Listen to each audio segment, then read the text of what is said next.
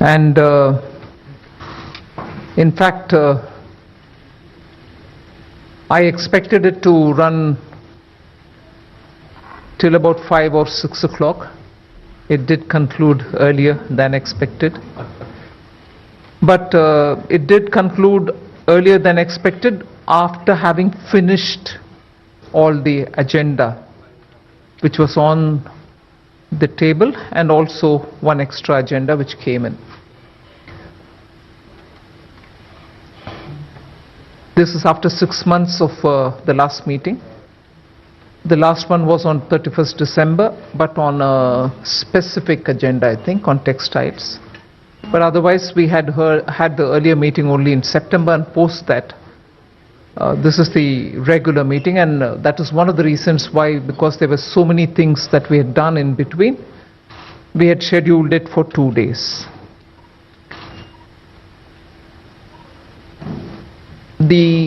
In a way, the highlight of these 2 days meeting was that we could consider, discuss and take a decision on 4 GOM reports. So I've been watching very keenly the media reportage before today. Your focus was probably on just one, or probably lately on the second as well, but the third and the fourth probably didn't draw your attention. So this GST 47th meeting, spread over 2 days, really did justice for the good work that the group of ministers have done on 4 different matters.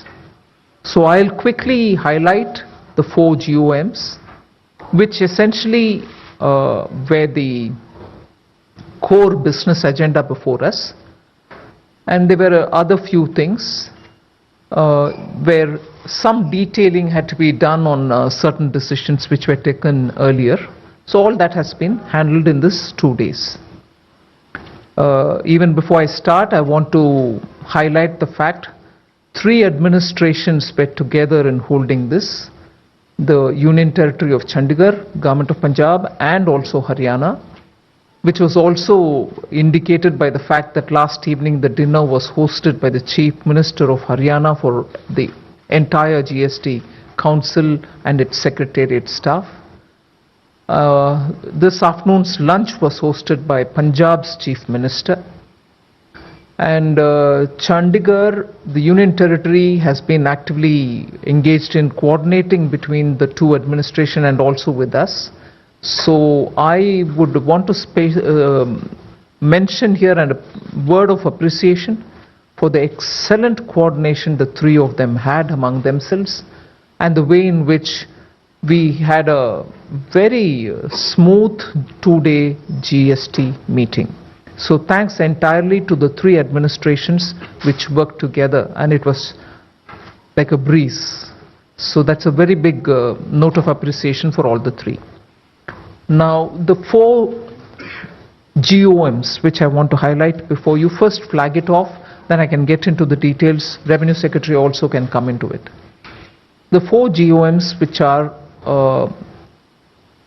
were discussed relate to one which has now become popularly known as Rate Rationalization Committee group, which was headed by the Chief Minister of Karnataka, which also looked at not just rate rationalization, it looked at exemptions, it also looked at correction of inversion. And in yesterday's and today's meeting, it was the inversion, meaning the correction of inversion, and exemptions that was taken up. The rate rationalization aspect of it, which is the 3rd point of that GOM, has not yet been taken up, and for that the GOM has been given an extension of time. So that is about that GOM. The second GOM related to the betting, gambling, casinos, horse trading, horse racing, and lottery. So they have gone into the details. Chief Minister of Meghalaya was the chair of that GOM. They've also submitted. So the 1 minute. So the first one, where of the 3 items only 2 was tabled, called that report, although on the 2 it was final. The third one, they needed an extension. So on the 2 where they submitted the report, the committee of Chief Minister Bommai called it an interim report, but that interim report pertained only to these 2, where the findings and recommendations were final. So it called itself interim because that one aspect was yet to be taken up, for which they've got a separate extension. The second one, which is Conrad Sangma's group, which looked into betting, gambling and so on, gave its report on all the 3 which it considered: the casinos, the online gaming, horse racing, and they gave a final report, and on that there were discussions. I'll come to what happened after that in a minute. The third group of minister is on IT related and technology related matters, which was headed by Deputy Chief Minister of Maharashtra. They've also submitted their report. They've gone into great details about what are the kind of corrections that the system can do, how to improve. I'll give you the details a bit. So that was the third GOM. The report has been given. And the fourth GOM, about which probably not much of attention was paid, is about movement of precious metals, particularly gold, which was under discussion for quite some time. Kerala's finance minister was the head of it, and that report has also been tabled, discussed. So on the 4, there were elaborate discussions spread over these 2 days, and the recommendations given on the items 1 and 2 of the Bommai committee have been accepted, and those decisions specifics will also be covered under the detailed press note for you, elaborated. 1 or 2 things which we'll highlight to you now. The second, the one pending of theirs will be obviously given more time. They will be taking it up again, so that the exemptions and the inversion correction has been in toto accepted, and they will be implemented. The details I'll share with you. The second was the Conrad Sangma on online gaming and also on horse racing and casinos. The discussion were essentially on the casino aspect of it, where the finance minister of Goa went into great details about why casinos will need a greater detailing, greater understanding, greater different treatment and so on. The one thing which I want to highlight to you all first is whether it is horse racing or online gaming or casinos, the common thread which the committee highlighted was they're all part of betting and gaming. In other words, they are essentially gambling. There may be element of skill in it or element of chance in it, but essentially all the 3 are gambling.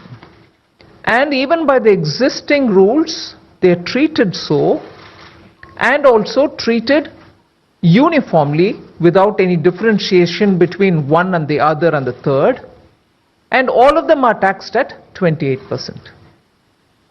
Now this GOM looked at each one of them, heard the various stakeholders, and took a call that based on 2 judgments of the Supreme Court as well. One was on Lotto and the other one was on I'll tell you, in both the cases the Supreme Court Sorry? Actionable claims. Sunrise Industries had gone to the court, and on Sunrise Industries, actionable claims being the point at which the tax will have to be levied, was a case with the Supreme Court on which the Supreme Court has upheld the decision, and Lotto was the second one which was also in Supreme Court, and the verdict is out. All of this confirm the existing laws. All of this confirm and uphold the existing law which treats all these gaming, varieties of gaming similarly, and the incidence of tax where it is levied also is broadly accepted. Now this GOM therefore, after studying the whole thing, went by the fact that that is the only rational way to handle each one of the three. So in a way they were in favor of continuing the status quo. So then came this issue where, even as he presented the report, the Chief Minister of Meghalaya did say that Goa and its minister requested that he place his view even before the entire council, not just the GOM. So he was given an opportunity to speak in front of all the members of the GOM, wherein his request was that the treatment for casinos should be different. And therefore it was decided, he did give a complete presentation, therefore it was decided that Conrad Sangma, the chair of that GOM, will once more hear Goa. And even as this decision was taken, it was felt, some of the members of that GOM felt that if there is a window for casinos to be heard again, let horse riding also be heard again, let online games be also heard again. We've allowed that, but with a condition that by July 15th the report should be back again with us. So the council will then have a look at it, and as a result we have accepted that the council will meet on this GOM's agenda, and one more which I'll elaborate a bit later, on this GOM's agenda and one more, either on the 1st of August of this year or in the first week of August. So for reconsidering the Conrad Sangma report, after they meet up with Goa and other stakeholders, the three ministers, they will submit the report by July 15th, and the council will meet again to take that on board, consider that in the first week of August. So I come to the third GOM, which is on IT related matters, which was headed by the Deputy Chief Minister of Maharashtra. Tarun, do you want to elaborate on that? IT related. The fourth I'll conclude and then Tarun can take on, is on the gold, movement of gold, where Kerala's minister headed the GOM and he's given the report. Essentially, there was this discussion about movement of gold, whether the number, the Aadhaar card and of the transporter will have to be given, who will take it from one area within the state to another, and so on. So now on the basis of the recommendation given by that committee, it will be left to the state to decide whether they'll take the number, the Aadhaar card or whatever of those vehicles which move, taking precious, because it also has a serious security related consideration. So we've gone by the report submitted by Kerala. So these were the four on which IT matter, again Tarun can elaborate. The fifth one was on compensation cess. A few states before lunch today said that they would like the compensation to continue for some time. Even as a few other states said, yes, it is a question of coming out of the pandemic, but yet we need to have states also stand on their own. How long can this go on, and so on. Post lunch, some other states also wanted to come and join. We thought by lunch it was all over. But when most states wanted to join in, we went in for an hour after lunch, and they were broadly statements being to the sense of compensation can be continued, if not for 5 years, at least for a few years. So they were that kind of input on the compensation cess. So overall, in sum and substance, this is what happened between yesterday and today. Let Tarun expand on the GOM on IT. Also, we'll get into some specifics, post which, of course, you're welcome to ask questions. Thank you, ma'am. The other GOM which the FM was mentioning is on IT reforms that have made some recommendations on further improvement in the GSTN and use of AI and ML to ensure that we have a better data to, for compliance purposes, as also there is a feeling that there are issues which we have not been able to settle with regard to fake invoice bills, some companies coming up, suddenly showing some spike and then vanishing. So there were about 6 aspects that were taken up by the GOM in the first place, and they have made very specific recommendations as to what the GSTN ought to do in this regard, and in the sense that for example, on the registration, risk-based models will be developed, where the risky people, there will be a greater check on them before the registration process itself. So there were these kind of 5 or 6 recommendations which have been accepted, and now the GSTN will work on them, and in due course will come up with these utilities so that we are able to further use the GSTN network, the AI ML utilities that they'll develop to ensure that we have even better compliance than what we already have. It was also felt that the GSTN has done a commendable job in terms of providing information and building utilities, and the compliance has actually gone up, which is also visible in the higher revenues that we are getting on month-on-month basis. But now what more needs to be done? So this is some kind of a permanent GOM which will keep giving these suggestions to the GSTN through the council, and the GSTN will keep implementing them.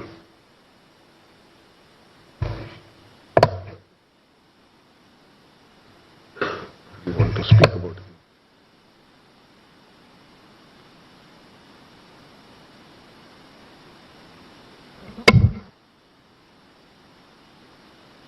Opening the floor for question answer. First from Chandigarh group. I will rotate the question from Chandigarh and Delhi parallel. Please from Chandigarh, request from Chandigarh group. Anyone? Meghna. Oh, but no one raised the hand. No, from Chandigarh. From Chandigarh. Okay, you are there. Please. Give to, Mike, please, in the central row. Please introduce first. Yeah, hi, I'm Vijay Roy from Tribune. So my question is, you mentioned about rate rationalization. So when the committee is likely to give a submit report, is there any timeline? The committee has been given an extension of 3 months. So we expect that by that time they'll be able to further deliberate on that and give us their recommendations, which can be taken to the council meeting. Second, Meghna, first row. Ma'am, Meghna Mittal from ET Now. You said this additional agenda of extension of GST compensation cess that was raised was discussed. Is the centre going to discuss it amongst themselves and then get back to the states on this, firstly?